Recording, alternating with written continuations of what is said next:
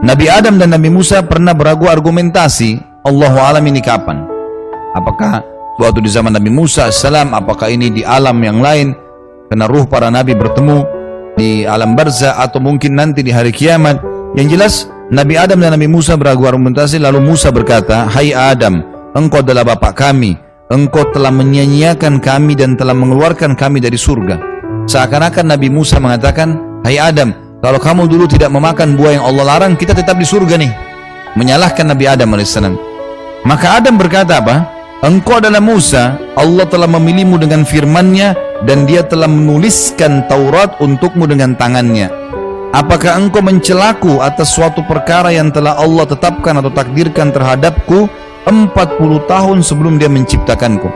Jadi sebelum Adam AS diciptakan, semua sudah tercatat ini. Allah sudah catat. Maka Nabi Adam mengalahkan argumentasi Nabi Musa. Maka Nabi Adam mengalahkan argumentasi Nabi Musa sampai 3 kali Nabi SAW ulangi. Yang perlu kita garis bawahi Bapak Ibu sekalian, jangan pernah memahami kalau Nabi Adam alaihissalam diturunkan di muka bumi karena Nabi Adam bermaksiat. Pisahkan antara dosa yang Nabi Adam lakukan karena memakan buah dengan diturunkan di muka bumi. Kenapa? Karena memang Allah sudah takdirkan Nabi Adam turun di bumi, nggak ada hubungannya dengan dosanya. Buktinya waktu Allah pertama ciptakan Adam alaihissalam, apa kata Allah dalam surah Al-Baqarah? A'udzubillahi minasyaitonirrajim. Inni ja'ilun fil ardi khalifah. Saya akan ciptakan sebentar lagi ini makhluk, waktu Nabi Adam baru mau diciptakan, yang akan jadi pemimpin di muka bumi.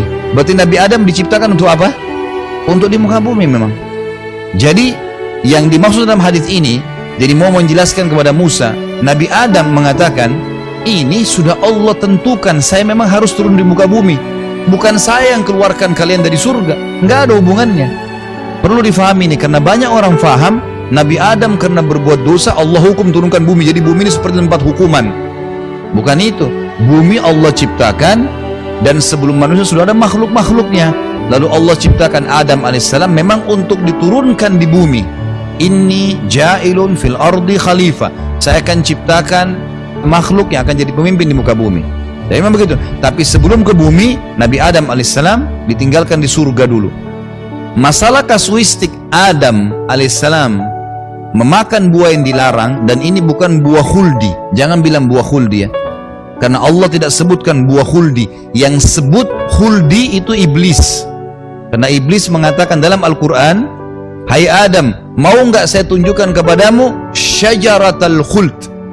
Dalam Al-Quran diceritakan. Jadi yang bilang ini pohon khuld. Khuld itu diambil dari kata-kata khalid yang berarti kekal. Jadi yang dimaksud dengan buah khuld itu kalimat dari iblis, buah yang kekal. Kalau kau makan hai Adam dengan istrimu, kamu akan seperti malaikat kekal. Allah tidak larang kamu makan buah ini kecuali karena kalau kamu makan, kamu akan kekal. Oleh karena itu Nabi Adam tergoda.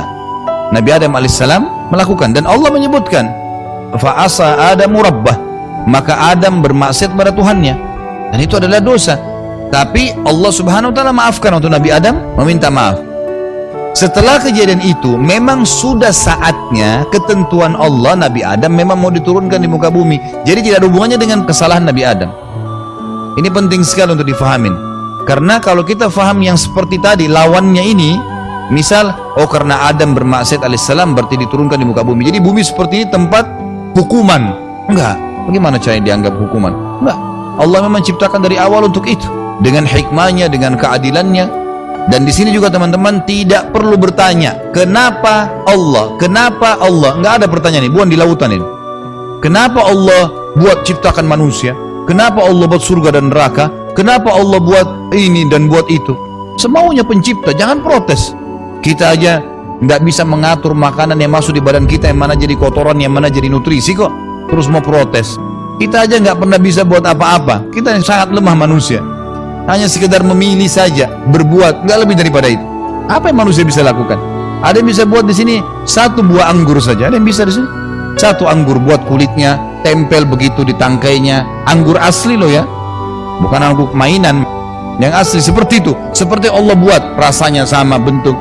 Nggak ada 1 buah. Bagaimana kalau disuruh buat anggur semua? Bagaimana kalau disuruh buat semua buah? Bagaimana kalau disuruh buat dirinya sendiri? Manusia cuma bisa buat robot. Robot pun karena menciplak ciptaannya Allah. Itu pun tidak bisa seperti manusia. Manusia bisa sedih, bisa senang, bisa gembira, bisa tidur, bisa bangun. Robot berdiri terus, kaku jalannya. Ciptanya Allah mustahil. Kalau mau dikasih menangis, dibunyi suara alat, bukan dia sedih. Kita enggak, dari dalam hati sedih. Susah itu, rumit. Ciptanya Allah luar biasa, sempurna. Jadi hati-hati. Jangan tanya urusan dengan Allah kenapa, nggak ada urusan. Kalau manusia kita tanya kenapa tadi nggak datang, mungkin. Kalau Allah terserah, Allah sang pencipta, dia mau buat apapun, yaf'alu ma yasha'. Allah buat apapun yang dia mau. Tugas kita patuh dan beriman. Akan aman tuh kalau kita ikut, patuh dan beriman.